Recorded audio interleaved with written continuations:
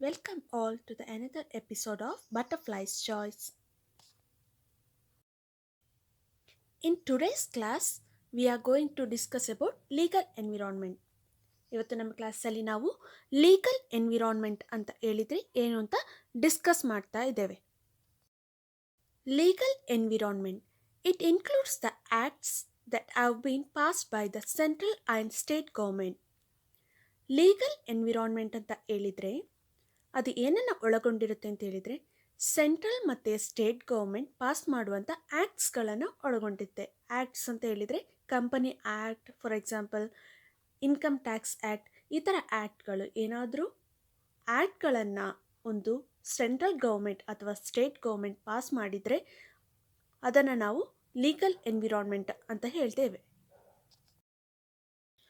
ಒಂದು ಬಿಸ್ನೆಸ್ನ ಪ್ರಾಪರಾಗಿ ಮೇಂಟೈನ್ ಮಾಡಲಿಕ್ಕೆ ಮತ್ತು ಅದರದ್ದು ಗ್ರೋತನ್ನ ಅಚೀವ್ ಮಾಡಲಿಕ್ಕೆ ಸೆಂಟ್ರಲ್ ಮತ್ತು ಸ್ಟೇಟ್ ಗೌರ್ಮೆಂಟ್ ತುಂಬ ಪಾಲಿಸೀಸ್ ಅಥವಾ ಆ್ಯಕ್ಟ್ಸ್ನ ಇಂಟ್ರಡ್ಯೂಸ್ ಮಾಡಿದೆ. ನಾವು ಇವತ್ತಿನ ಕ್ಲಾಸಲ್ಲಿ ಅದನ್ನು ಒಂದೊಂದಾಗಿ ಡಿಸ್ಕಸ್ ಮಾಡೋಣ.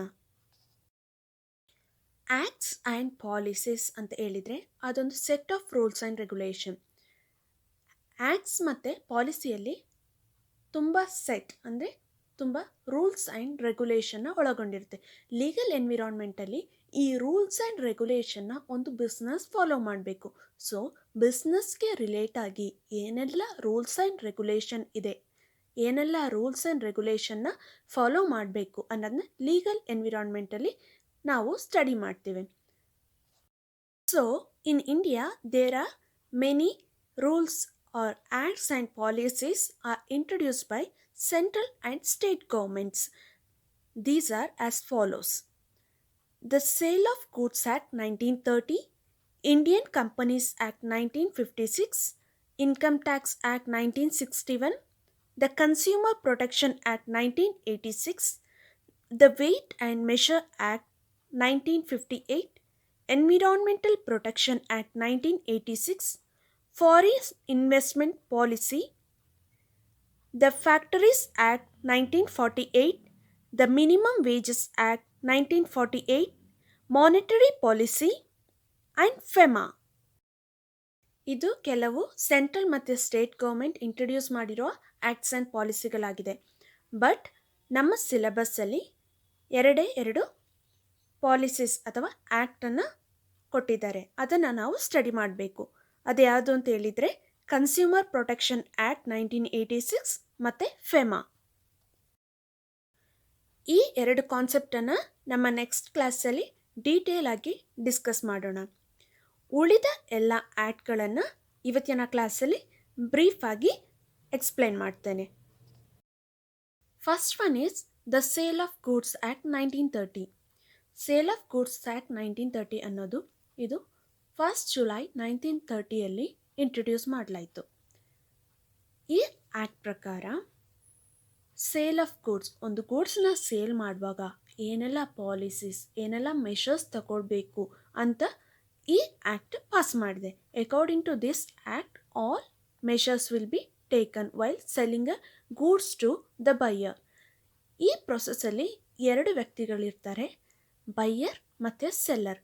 ಒಂದು ಗೂಡ್ಸ್ನ ಸೆಲ್ಲರ್ ಬೈಯರಿಗೆ ಸೇಲ್ ಮಾಡುವಾಗ ಏನೆಲ್ಲ ಪಾಲಿಸೀಸ್ ಮತ್ತು ಮೆಷರ್ಸ್ನ ಫಾಲೋ ಮಾಡಬೇಕು ಅಂತ ಈ ಆ್ಯಕ್ಟ್ ಪ್ರಕಾರ ನೋಡಿಕೊಳ್ಳಲಾಗುತ್ತೆ. Indian company act 1956. Indian company act 1956ಅಲ್ಲಿ ಕಂಪನಿ ಸ್ಟಾರ್ಟಿಂಗಿಂದ, ಇದು ಒಂದು ಕಂಪನಿದ ಫಾರ್ಮೇಷನ್ ಸ್ಟೇಜಿಂದ ವೈಂಡ್ ಅಪ್ ಸ್ಟೇಜ್ವರೆಗೆ ಒಂದು ಕಂಪನಿ ಏನೆಲ್ಲ ರೂಲ್ಸ್ ಆ್ಯಂಡ್ ರೆಗ್ಯುಲೇಷನ್ನ ಫಾಲೋ ಮಾಡಬೇಕು ಅದನ್ನು ಕಂಪನಿ ಆ್ಯಕ್ಟಲ್ಲಿ ಡಿಸ್ಕಸ್ ಮಾಡಲಾಗುತ್ತೆ. ಕಂಪನಿ ಆ್ಯಕ್ಟಲ್ಲಿ ರಿಜಿಸ್ಟ್ರೇಷನ್ ಇರ್ಬೋದು, ಒಂದು ಎಂಪ್ಲಾಯೀಸ್ದು ರೆಸ್ಪಾನ್ಸಿಬಿಲಿಟೀಸ್ ಆಗಿರ್ಬೋದು, ಡೈರೆಕ್ಟರ್ಸ್ ಬಗ್ಗೆ ಇರ್ಬೋದು, ಶೇರ್ ಹೋಲ್ಡರ್ಸ್ ಬಗ್ಗೆ ಇರ್ಬೋದು, ಡಿಬೆಂಚರ್ ಹೋಲ್ಡರ್ಸ್ ಬಗ್ಗೆ, ಫಿನಾನ್ಷಿಯಲ್ ಫಾರ್ಮೇಷನ್ ಬಗ್ಗೆ ಇರ್ಬೋದು, ಏನೆಲ್ಲ ಕಂಪನಿಯಲ್ಲಿ ಡೀಲಿಂಗ್ಸ್ ನಡೆಯುತ್ತೆ ಅದನ್ನು ಕಂಪನಿ ಆ್ಯಕ್ಟಲ್ಲಿ ಡಿಸ್ಕಸ್ ಮಾಡಲಾಗುತ್ತೆ. ಕಂಪನಿ ಆ್ಯಕ್ಟನ್ನು 1 ಏಪ್ರಿಲ್ 1956ಅಲ್ಲಿ ಕಮೆನ್ಸ್ ಮಾಡಲಾಯಿತು. ಆದರೆ ಪ್ರೆಸೆಂಟ್ ಅಮೆಂಡ್ ಆಗಿ 2013 ಕಂಪನಿ ಆ್ಯಕ್ಟ್ 2013 ಪ್ರಕಾರ ಎಲ್ಲ ಕಂಪನೀಸ್ ರೂಲ್ಸ್ ಫಾಲೋ ಆಗುತ್ತೆ. Income tax act 1961 income tax act 1961 ಅದು ಒರಿಜಿನಲ್ ಆಗಿ 1 ಏಪ್ರಿಲ್ 1962 ಅಲ್ಲಿ ಪಬ್ಲಿಷ್ ಆಗಿದೆ. ಒರಿಜಿನಲಿ ಪಬ್ಲಿಷ್ ಆಗಿದ್ದು 1 ಏಪ್ರಿಲ್ 1962 ಅಲ್ಲಿ. ಇದರ ಪ್ರಕಾರ ಇನ್ಕಮ್ ಟ್ಯಾಕ್ಸ್ ಆ್ಯಕ್ಟ್ 1961 ಏನೆಲ್ಲ ರೂಲ್ಸ್ ಆ್ಯಂಡ್ ರೆಗ್ಯುಲೇಷನ್ ಅಂತ ಇರುತ್ತೆ ಅಂತ ಹೇಳಿದರೆ, ಒಂದು ಕಂಪನಿ ಅಥವಾ ಇಂಡಿವಿಜುವಲ್ ಇನ್ಕಮ್ಮಿಗೆ ಟ್ಯಾಕ್ಸ್ ಪೇ ಮಾಡ್ತಾ ಇದ್ದರೆ ಎಷ್ಟು ಪರ್ಸೆಂಟಲ್ಲಿ ಪೇ ಮಾಡಬೇಕು. ಒಂದು ಗೌರ್ಮೆಂಟ್ ಈಚ್ ಇಯರ್ ಟ್ಯಾಕ್ಸ್ ಸ್ಲ್ಯಾಬ್ಸ್ನ ಇಂಟ್ರೊಡ್ಯೂಸ್ ಮಾಡುತ್ತೆ. ಆ ಟ್ಯಾಕ್ಸ್ ಸ್ಲ್ಯಾಬ್ ಪ್ರಕಾರ ಇನ್ಕಮ್ ಟ್ಯಾಕ್ಸ್ ಪೇಮೆಂಟ್ ಮಾಡಬೇಕು. ಈ ಎಲ್ಲ ಮೆಷರ್ಸ್ನ ಇನ್ಕಮ್ ಟ್ಯಾಕ್ಸ್ ಆ್ಯಕ್ಟ್ 1961 ಕಂಟೈನ್ ಆಗಿರುತ್ತೆ ಅಥವಾ ಒಳಗೊಂಡಿರುತ್ತೆ. Consumer protection act 1986 consumer protection act 1986 ಪ್ರಕಾರ ಏನು ಹೇಳುತ್ತೆ ಅಂತ ಹೇಳಿದರೆ, ಕನ್ಸ್ಯೂಮರ್ನ ಅಥವಾ ಒಂದು ಬೈಯರ್ನ ಹೋಲ್ಸೇಲರ್ ಅಥವಾ ಸೆಲ್ಲರಿಂದ ಪ್ರೊಟೆಕ್ಟ್ ಮಾಡಲಿಕ್ಕೆ, ಏನಾದರೂ ಚೀಟಿಂಗ್ ಇದ್ದರೆ ಅದರಿಂದ ಪ್ರೊಟೆಕ್ಟ್ ಮಾಡಲಿಕ್ಕೆ ಕನ್ಸ್ಯೂಮರ್ ಪ್ರೊಟೆಕ್ಷನ್ ಆ್ಯಕ್ಟನ್ನು ಇಂಟ್ರೊಡ್ಯೂಸ್ ಮಾಡಲಾಗಿದೆ. ಕನ್ಸ್ಯೂಮರ್ ಪ್ರೊಟೆಕ್ಷನ್ ಆ್ಯಕ್ಟ್ ನಮ್ಮ ಸಿಲೆಬಸ್ಸಲ್ಲಿದೆ. ಇದನ್ನು ಬ್ರೀಫಾಗಿ ನಮ್ಮ ನೆಕ್ಸ್ಟ್ ಕ್ಲಾಸಲ್ಲಿ ಡಿಸ್ಕಸ್ ಮಾಡೋಣ. Environmental protection act 1986 authorizes the central government to control and improve environmental quality, control and reduce pollution from all sources.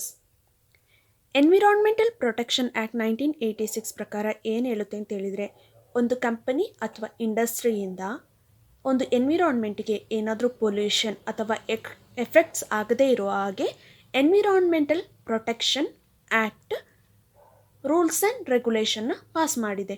ಈ ರೂಲ್ಸ್ ಆ್ಯಂಡ್ ರೆಗ್ಯುಲೇಷನ್ ಪ್ರಕಾರ ಒಂದು industry ಅಥವಾ ಕಂಪನಿ ಅದರದ್ದು ಬಿಸ್ನೆಸ್ನ ರನ್ ಮಾಡಬೇಕಾಗುತ್ತೆ. Foreign investment policy. Foreign investment refers to the investment in domestic companies and assets of another country by foreign investor. Foreign investment ಅಂತ ಹೇಳಿದರೆ, ಒಂದು ಫಾರಿನ್ ಇನ್ವೆಸ್ಟರ್ ನಮ್ಮ ಡೊಮೆಸ್ಟಿಕ್ ಕಂಪನಿಯಲ್ಲಿ ಇನ್ವೆಸ್ಟ್ ಮಾಡೋದನ್ನ ಫಾರಿನ್ ಇನ್ವೆಸ್ಟ್ಮೆಂಟ್ ಅಂತ ಹೇಳ್ತಾರೆ.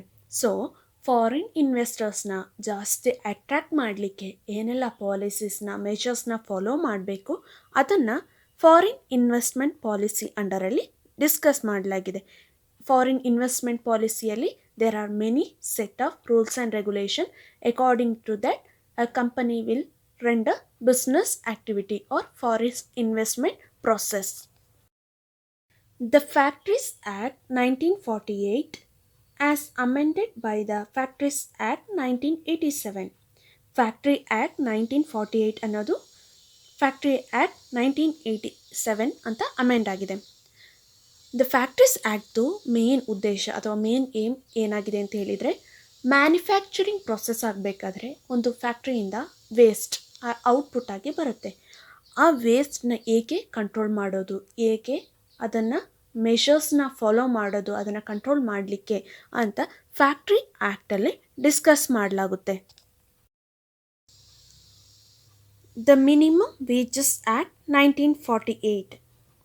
It is an act of parliament concerning Indian labor law that sets a minimum wages that must be paid to skilled and unskilled laborers. Minimum wages act ಏನು ಹೇಳುತ್ತೆ ಅಂತ ಹೇಳಿದರೆ, parliament ಪ್ರಕಾರ ಅಥವಾ parliament concerning ಪ್ರಕಾರ ಒಂದು ರೇಟ್, ಮಿನಿಮಮ್ ವೇಜಸ್ ರೇಟ್ನ ಫಿಕ್ಸ್ ಮಾಡ್ತಾರೆ. Minimum ವೇಜ್ನ fix ಮಾಡ್ತಾರೆ.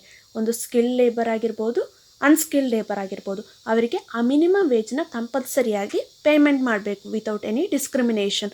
ಅದನ್ನು ನಾವು ಮಿನಿಮಮ್ ವೇಜಸ್ ಆ್ಯಕ್ಟ್ 1948 ಅಂತ ಹೇಳಿ ಕರೆಯುತ್ತೇವೆ. Monetary policy. ಒಂದು ಕಂಟ್ರಿದು ಕ್ರೆಡಿಟ್ ಮತ್ತು ಮನಿ ಸಪ್ಲೈಯನ್ನು ಕಂಟ್ರೋಲ್ ಅಥವಾ ಮೇಂಟೈನ್ ಮಾಡಲಿಕ್ಕೆ ಏನೆಲ್ಲ ಮೆಷರ್ಸ್ನ ತಗೊಳ್ಬೇಕು ಅಂತ ಸೆಂಟ್ರಲ್ ಅಥವಾ ಸ್ಟೇಟ್ ಗೌರ್ಮೆಂಟ್ ಪಾಲಿಸೀಸ್ನ ಇಂಟ್ರೊಡ್ಯೂಸ್ ಮಾಡುತ್ತೆ. ಅದನ್ನು ನಾವು ಮಾನಿಟರಿ ಪಾಲಿಸಿ ಅಂತ ಹೇಳ್ತೇವೆ. ಮಾನಿಟರಿ ಪಾಲಿಸಿಯಲ್ಲಿ 2 ಕಾನ್ಸೆಪ್ಟ್ ಬರುತ್ತೆ. ಅದ್ಯಾವುದು, ಕ್ರೆಡಿಟ್ ಮತ್ತು ಮನಿ ಸಪ್ಲೈಯನ್ನು ಪ್ರಾಪರಾಗಿ ಮೇಂಟೈನ್ ಮಾಡೋದು. ಅದನ್ನು ಪ್ರಾಪರಾಗಿ ಮೇಂಟೈನ್ ಮಾಡಲಿಕ್ಕೆ ರೂಲ್ಸ್ನ ಇಂಟ್ರೊಡ್ಯೂಸ್ ಮಾಡುತ್ತೆ. ಅದನ್ನು ನಾವು ಮಾನಿಟರಿ ಪಾಲಿಸೀಸ್ ಅಂತ ಹೇಳಿ ಕರಿತೇವೆ. ಫೆಮಾ. ಫೆಮಾದು abbreviation form foreign exchange management act. ಇದು 1999 ಇಂಟ್ರೊಡ್ಯೂಸ್ ಮಾಡಲಾಯಿತು. ಫಾರಿನ್ ಎಕ್ಸ್ಚೇಂಜ್ ಅಂತ ಹೇಳಿದರೆ, ಒಂದು ಕಂಟ್ರಿದು ಕರೆನ್ಸಿನ ಇನ್ನೊಂದು ಕಂಟ್ರಿದು ಕರೆನ್ಸಿ ಜೊತೆ ಎಕ್ಸ್ಚೇಂಜ್ ಮಾಡೋದು. Exchange of currency of one country with another country's currency. ಈ ರೀತಿ ಕರೆನ್ಸಿನ ಎಕ್ಸ್ಚೇಂಜ್ ಮಾಡಬೇಕಾದ್ರೆ ಸರ್ಟೆನ್ ರೂಲ್ಸ್ ಆ್ಯಂಡ್ ರೆಗ್ಯುಲೇಷನ್ನ ಫಾಲೋ ಮಾಡಬೇಕು. ಈ ಫೆಮಾ ಆ್ಯಕ್ಟ್ ಒಂದು ಸೆಟ್ ಆಫ್ ರೂಲ್ಸ್ ಆ್ಯಂಡ್ ರೆಗ್ಯುಲೇಷನ್ನ ಒಳಗೊಂಡಿದೆ. ಈ ಫೆಮಾ ಆ್ಯಕ್ಟ್ ಪ್ರಕಾರ ಫಾರಿನ್ ಎಕ್ಸ್ಚೇಂಜ್ ಅಥವಾ foreign currency transactions will taken place. ಅದರ ಪ್ರಕಾರ ಫೆಮಾ ರೂಲ್ಸ್ ಆ್ಯಂಡ್ ರೆಗ್ಯುಲೇಷನ್ ಪ್ರಕಾರ foreign currency transaction will run. Thank you all.